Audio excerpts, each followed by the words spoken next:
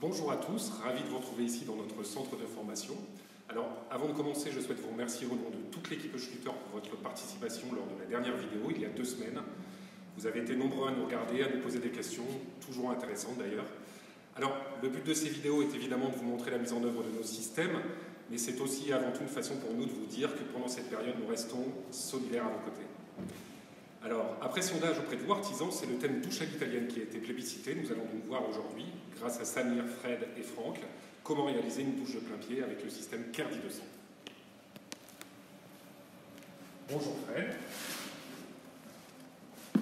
Alors voilà en fait les maquettes sur lesquelles on travaille habituellement. Donc là, ça représente une douche de 1 mètre par 1 mètre avec le siphon Kerdi Drain. Voilà, donc Fred va commencer la mise en œuvre. Alors, avant de commencer à parler du système Kerdi 200, pourquoi déjà est-il important de réaliser une étanchéité dans une douche? Tout simplement parce que le carrelage et les joints ne sont pas étanches. Il est donc nécessaire de protéger une grande majorité des supports au sol comme au mur pour éviter les infiltrations. Alors là, Fred va commencer par le sol. Alors on va utiliser un mortier-colle de type C2, pas de colle en pâte, un mortier-colle traditionnel C2. Et pour appliquer la colle, en fait, on va utiliser un peigne de 3 ou de 4 fortement incliné. Il n'y a pas besoin de beaucoup de colle pour coller la natte. Alors la natte, elle ressemble à quoi? Fred est en train de poser la colle. Voilà. Voici la natte. Alors c'est une natte en polyéthylène. Donc elle est très fine, elle fait 200 microns d'épaisseur, c'est-à-dire 0,2 mm.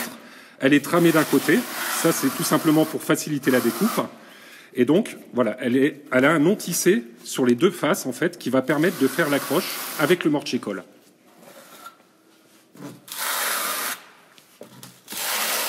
Alors la découpe peut se faire avec une paire de ciseaux ou un cutter au choix. Ça se découpe, la natte se découpe très facilement. Alors, quand bien même la natte est tramée d'un côté, il faut savoir qu'on peut, peu importe le sens dans lequel on la pose finalement.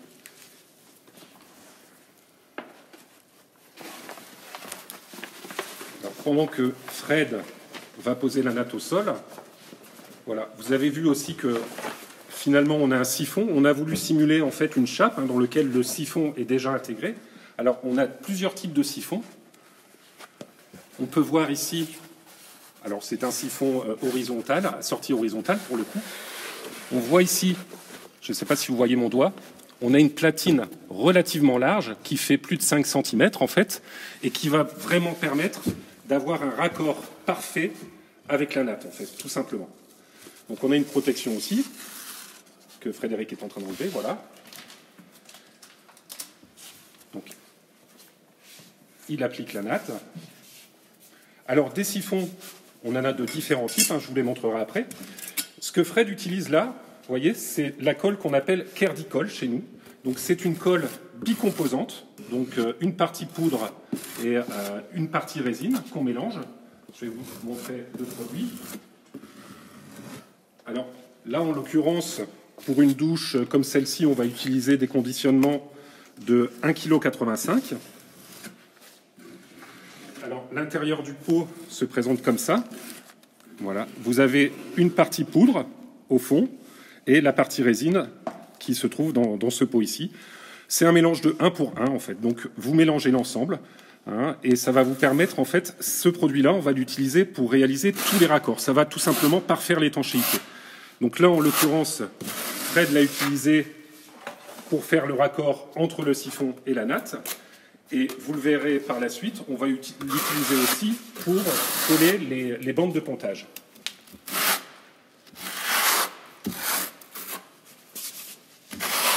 Si vous avez finalement des surfaces plus grandes à réaliser, eh bien on a aussi des pots de 4,25 kg en fait. Alors une fois qu'on a ouvert ce pot de Kerdi colle, il faut savoir qu'on a un temps d'utilisation qui est aussi entre 40 et 45 minutes. Donc il ne faut pas tarder une fois qu'elle est appliquée. Donc voilà, Fred a terminé donc, de poser le mortier-colle au sol. Il va pouvoir délicatement poser la natte et la maroufler, donc pour bien ancrer le non tissé en fait dans le mortier-colle. Voilà. Alors ça va permettre éventuellement de chasser le surplus de colle, mais aussi de chasser finalement les bulles d'air.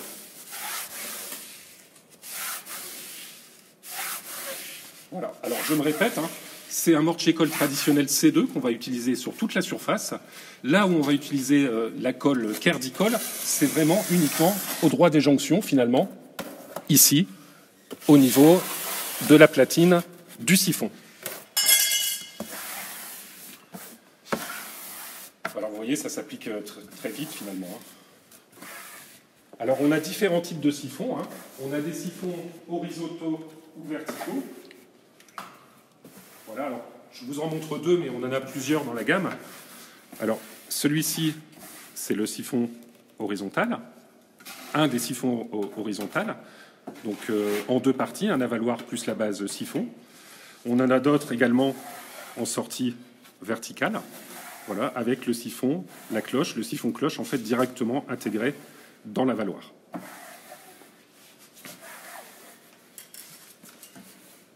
Alors, je me répète, mais c'est important. Ici, le fait d'avoir vraiment cette platine, c'est vraiment une sécurité finalement, puisque l'étanchéité recouvrant ici cette partie, vous n'avez pas de risque en fait d'avoir de l'eau qui puisse s'infiltrer entre la grille et votre chape.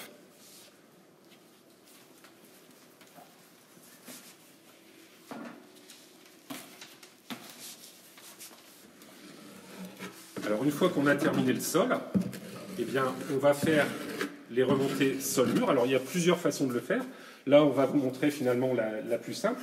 On va d'abord coller un angle. On a des angles préformés qui existent. Donc c'est bien pratique. Alors, Fred protège le sol, tout simplement. Il a bien raison. Hein. Ça évite éventuellement d'abîmer la natte. Alors ici, toujours avec la colle Kerdi-Colle, puisque ça fait partie des jonctions, il va venir installer finalement un angle préformé, vous le voyez là-bas. Donc on a des angles préformés qui existent pour les angles intérieurs, et on a également des angles préformés éventuellement, si vous avez des angles extérieurs à réaliser.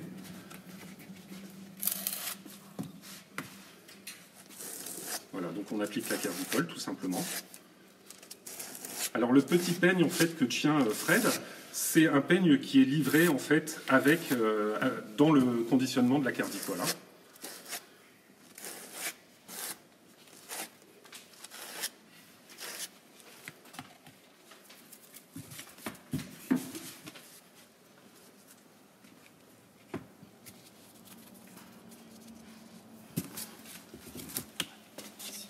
Alors, au sol, les points importants quand même, c'est d'avoir déjà, avant de coller la natte, une pente du support qui va de 1 à 2 cm par mètre et qui soit dirigée vers l'évacuation. Évidemment, c'est mieux vers l'évacuation. Alors, l'évacuation, elle doit posséder une platine, c'est ce que je vous disais, ça c'est important.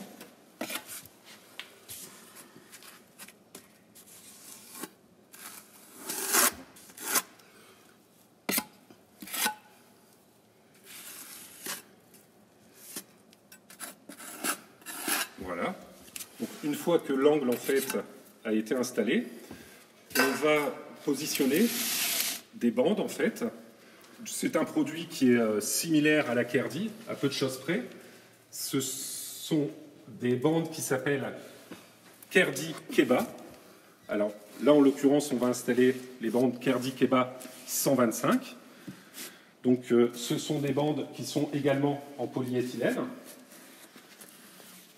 avec voilà, un non tissé de part et d'autre, comme la Kerdi finalement, qui va permettre de faire l'accroche avec le mortier-colle, et là en l'occurrence avec la Kerdi-Colle. Alors la différence avec la natte finalement, elle va résider surtout dans l'épaisseur. Il faut savoir que la natte Kerdi 200, je vous l'ai dit, elle fait 200 microns d'épaisseur, 0,2 mm. La natte en fait est un peu plus fine, ce qui permet de les plier dans l'angle plus facilement. Les bandes font 100 microns d'épaisseur. Voilà. Alors, vous remarquerez que Fred ne va pas jusqu'au bout de l'angle, c'est pas nécessaire. On va faire des recouvrements en fait à minima, toujours, de 5 cm. Voilà.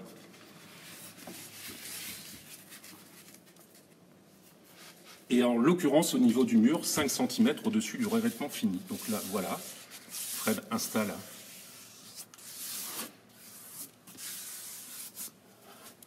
les raccords sol-mur.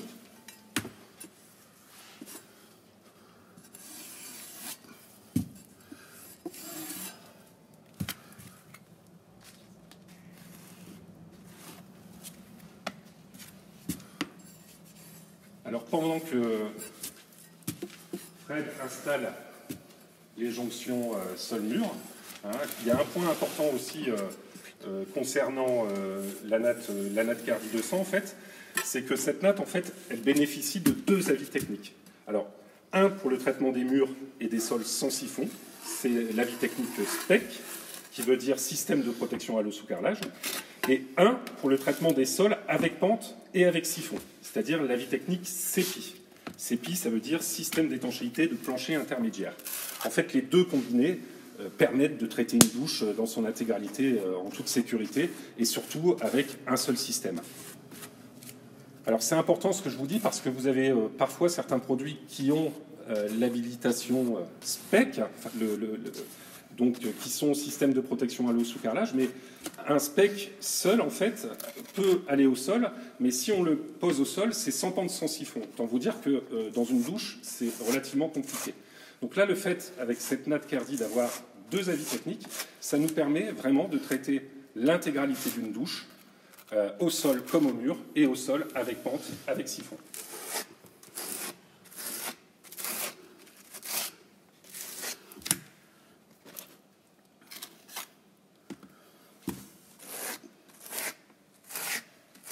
Voilà, alors encore une fois, pourquoi on utilise Cardicol ici dans les angles? Tout simplement parce que c'est un point sensible. Hein.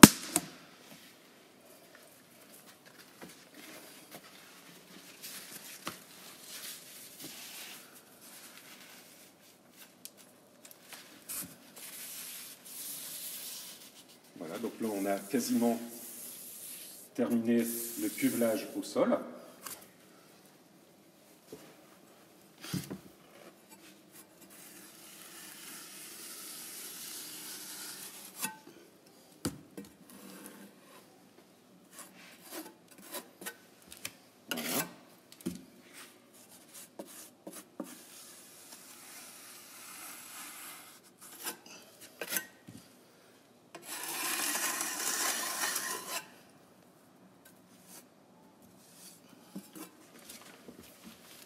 Le cuvelage au sol est terminé. Maintenant, on va pouvoir s'attaquer finalement aux cloisons. Donc les cloisons, on va utiliser encore une fois un mortier-colle de type C2. Alors ici, on a pris l'exemple de plaques de plâtre hein, qui ont été primérisées. Sur quel type de support mural on va poser la natte Cardi? Eh bien, ça peut être sur des plaques de plâtre traditionnelles. Ça peut être sur des plaques de plâtre hydrofugées.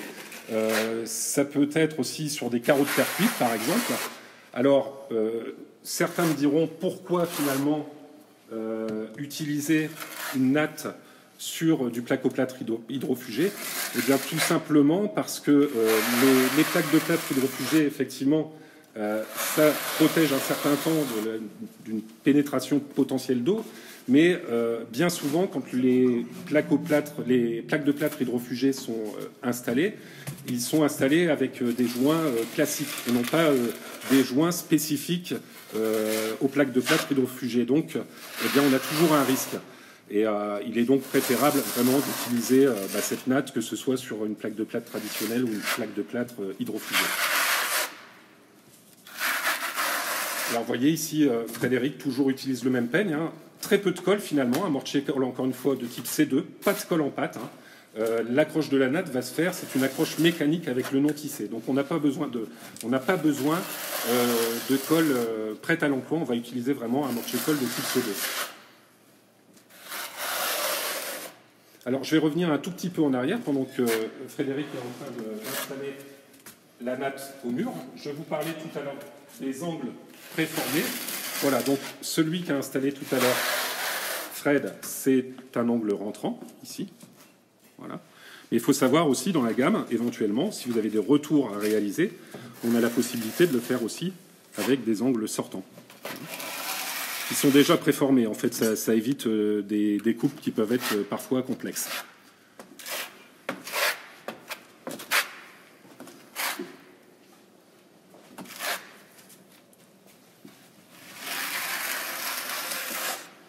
Alors, les conditionnements de la natte, en fait, ce sont des rouleaux de 5 mètres carrés, 10 mètres carrés ou 30 mètres carrés.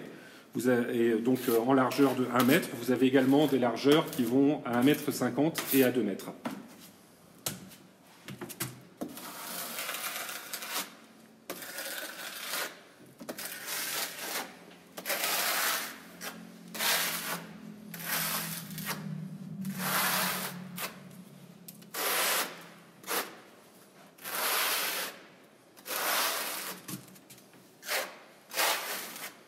Alors, parfois on nous pose la question à savoir qu'est-ce qui est mieux finalement entre un système d'étanchéité liquide à appliquer au rouleau et notre natte Kerdi. Alors, j'ai envie de répondre, les deux sont efficaces au final s'ils sont bien posés. Les avantages de la natte résident dans son application en fait. Une seule passe suffit. Parfois, sur des produits liquides, vous avez 2 passes à mettre en œuvre. Un deuxième avantage, je dirais, c'est que avec la natte Kerdi, vous pouvez directement carreler derrière la mise en œuvre de la natte sans attendre un temps de séchage spécifique. Donc pour une douche, une fois que vous avez installé la natte, si vous voulez carreler derrière, c'est possible de le faire sans aucun problème. Puis enfin, je dirais, c'est aussi quelque chose d'intéressant avec cette natte, c'est que il faut savoir que finalement, c'est un produit qui est imputrescible.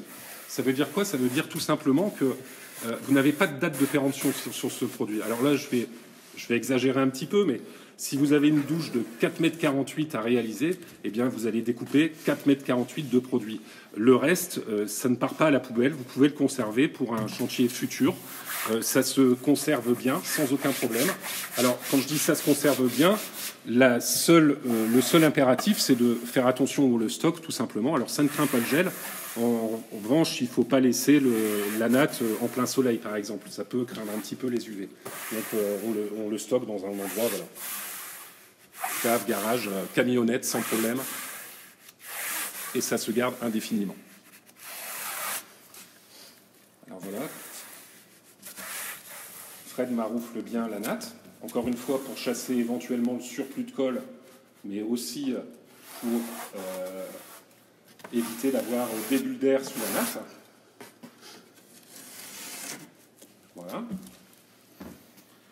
Donc, premier pan de mur réalisé. On va faire le second.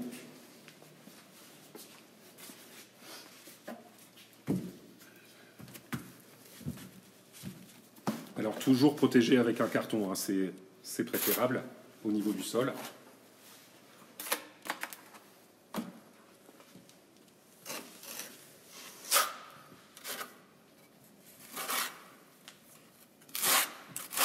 Alors, pendant que Fred installe le second pan de mur avec Kerdi, je vais revenir 2 petites secondes sur les siphons. En fait, on a plusieurs types de siphons, comme je vous l'ai indiqué tout à l'heure, mais on a aussi, en fait, des kits qui comprennent directement et la grille et le siphon. Donc, on a ces kits en version horizontale, comme celui-ci, ou en version verticale. Alors, il y a 2 choses qui peuvent changer. C'est au niveau des grilles, vous avez, voilà, ici un siphon vertical dans lequel on a le siphon cloche ici avec la garde d'eau, et donc pour lequel on va mettre ici un système de grille où le siphon en fait est directement ici présent, mais pas dans la grille en fait. Donc les deux sont combinés ensemble. Par contre, on a d'autres types de siphons, en l'occurrence le Kerdi Drain base, c'est celui qui est installé ici par Fred. Ici, on voit que le siphon cloche, pour faire la garde d'eau, éviter les remontées d'odeur, n'est pas directement ici dans ce complexe. En fait, la garde d'eau est comprise ici avec la grille. Donc les deux vont de pair. Voilà.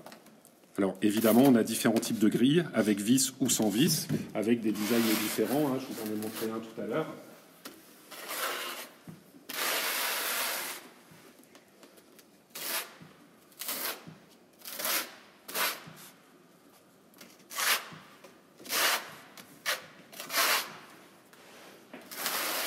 Voilà, alors toujours avec un peigne de 3 ou de 4, fortement incliné. Il n'y a pas besoin de beaucoup plus de colle finalement.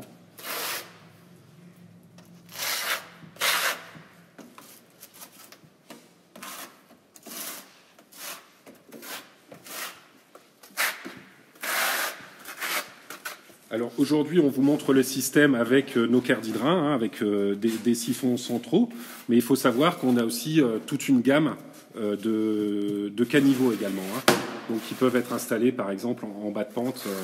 Et ces caniveaux, en fait, je vous parlais tout à l'heure des platines de raccordement. Alors ici, avec les quarts d'hydrain, on a des platines de raccordement rigides. Avec nos caniveaux, en fait, ce sont des collerettes en cardie, en fait, qui viennent surplomber ce qui a été la cardie qui a été posée au sol. Mais enfin, on a le même système de protection, je dirais, pour éviter d'avoir toute infiltration au droit du siphon et caniveau.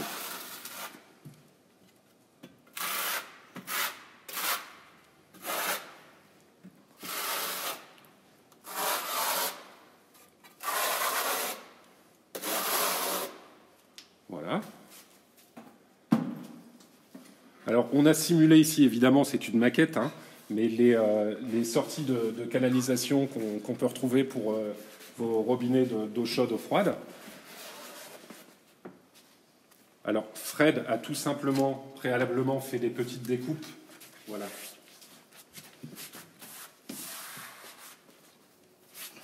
Pour permettre le passage de ces tuyaux. Voilà, donc on va à nouveau maroufler, chasser l'air.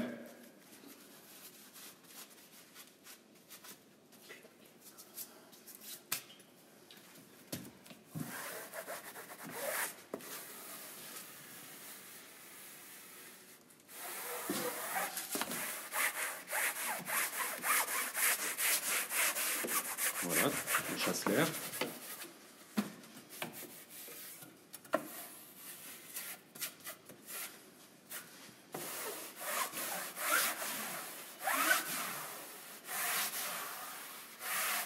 Et vous voyez ici tout en bas, on a la remontée qui a été faite. Et donc on a un recouvrement, encore une fois, ici, avec la bande de 12,5, on a un recouvrement de plus de 6 cm. Voilà, donc on est sûr d'avoir quelque chose de parfaitement étanche.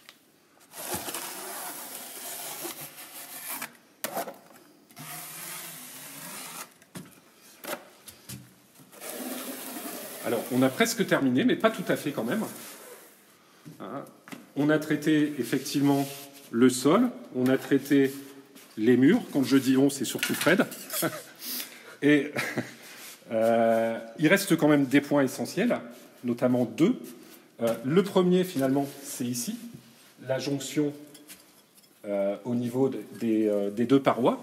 Alors ici, nous, on a décidé de le faire, de vous le montrer, toujours avec la bande Kerdi-Keba, la bande que je vous ai présentée tout à l'heure, donc avec la bande Kerdi-Keba et avec de la cardicole, en sachant qu'avec la cardicole, encore une fois, le recouvrement minimum, c'est 5 cm pour vraiment avoir une étanchéité qui soit parfaite. Alors, vous avez le choix au mur, éventuellement, de poser la bande. C'est ce qui me paraît le plus facile. Mais si vous le souhaitez, vous pouvez faire aussi un chevauchement, en fait, entre deux laits de Kerdi. Et toujours couvrir avec donc le chevauchement de 5 cm minimum. Et toujours à la cardicole. Si éventuellement au mur, pour X ou Y raison, vous n'avez plus de cardicole, eh bien dans ces cas-là, vous pouvez aussi faire un recouvrement ou un chevauchement. Mais dans ces cas-là, on ne va pas vous demander 5 cm de recouvrement, mais plutôt 10. Donc on va prendre une mesure de sécurité. On va demander un recouvrement qui soit plus important.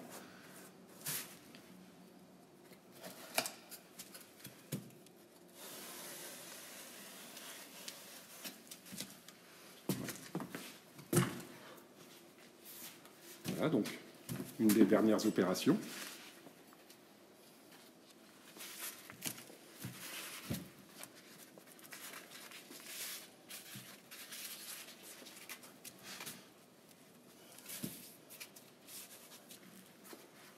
Voilà.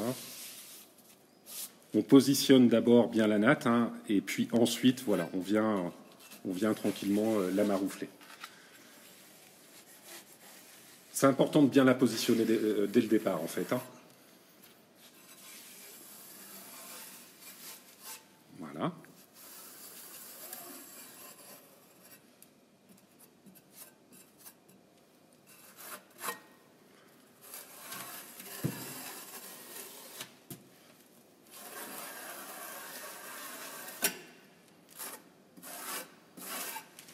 Donc, une fois que l'angle mur-mur est terminé, finalement, il va rester un point important à traiter, c'est ici, au niveau des sorties de canalisation.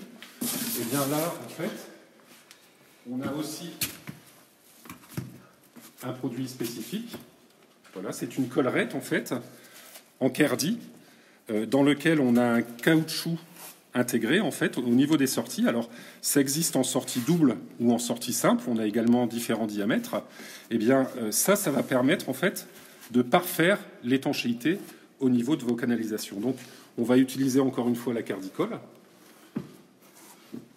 donc tout autour de ces canalisations.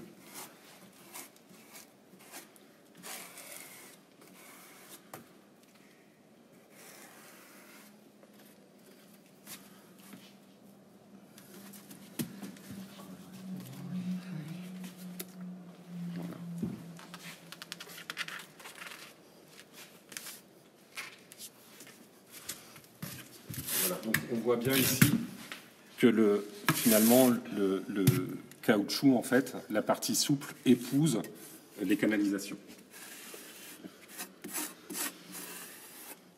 Et donc ce produit, c'est le Kerdi KM.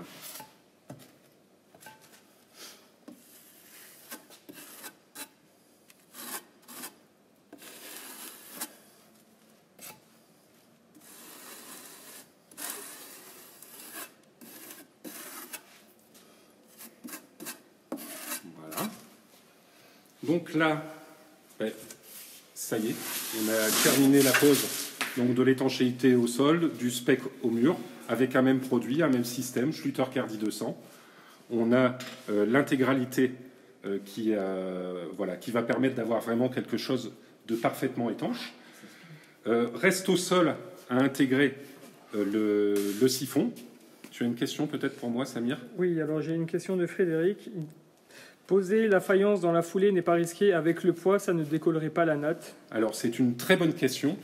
Alors, non, ça ne décolle pas la natte. En revanche, effectivement, on a un poids maximal à respecter pour la pose de la faïence ou même d'un carrelage. Ce n'est pas la natte qui va le déterminer, finalement, c'est le mortier-colle. Mais d'une manière générale, ça va supporter un poids de 40 kg au mètre carré, ce qui est déjà considérable. Donc il n'y a aucun souci pour poser de la faïence. 40 kg au mètre carré, c'est déjà énorme. Hein. On se rapproche plus de carreaux d'épaisseur 2 cm par exemple. Donc il n'y a pas de problématique du tout à coller de la faïence directement sur la natte Kerdi une fois celle-ci posée. Et c'est vraiment un avantage puisqu'on va pouvoir faire l'intégralité de la mise en œuvre de l'étanchéité et ensuite carreler derrière. Donc c'est un gain de temps qui peut être considérable. Alors pour terminer, on va juste vous montrer, parce que bon, il y a un certain temps pour la vidéo, mais finalement on n'a plus qu'à installer la grille. Hein. Donc là, on va vous montrer celle-ci, elle est là-bas. Donc avec un joint accordéon. Alors au sol, avec ce type de siphon, donc je vous parlais tout à l'heure des siphons qui étaient intégrés directement dans la grille. Avec ce type de grille munie du siphon, on va pouvoir poser des revêtements qui vont aller d'une épaisseur de 3 mm jusqu'à 15 mm d'épaisseur, donc de 3 à 15 mm. J'ai une nouvelle question de Laurent. Combien de temps pour la mise en eau une fois le carrelage posé? Une fois le carrelage posé, il faudra. En fait, c'est le mortier colle qui déterminera. Une fois les joints posés, il faut compter à minima entre 24 et 48 heures.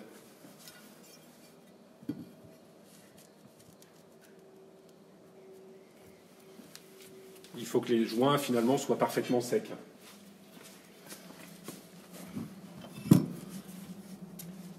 Voilà, donc ça c'est juste pour vous montrer. Voilà la mise en ce que ça peut donner avec un revêtement posé à posteriori. J'ai une question de Pierre. Combien de temps peut-on garder la cardicole une fois mélangée s'il nous en reste? Alors c'est aussi une bonne question, merci. Alors si on a en fait une fois les deux composants mélangés, le temps de prise est relativement rapide. Donc on a foncièrement entre 40 et 45 minutes pour pouvoir l'appliquer. Une fois dépassé ce délai, en fait, eh bien, la colle aura fait sa prise et elle ne sera plus utilisable. Alors, il faut savoir que les conditionnements, ils ne sont pas mélangés à la base. Donc, c'est un conditionnement de 1 pour 1. Donc, si on pense ne pas utiliser l'intégralité d'un pot, on peut éventuellement diviser les matières dans un autre récipient pour le conserver pour plus tard. Ça, c'est possible. Voilà. Écoutez, j'espère que vous aurez pris autant de plaisir à regarder cette vidéo que nous à l'avoir préparée avec Fred, Franck et toi, Samir. Alors, on vous proposera d'autres thématiques. Et puis, en attendant, je vous dis à bientôt. Prenez soin de vous et vraiment...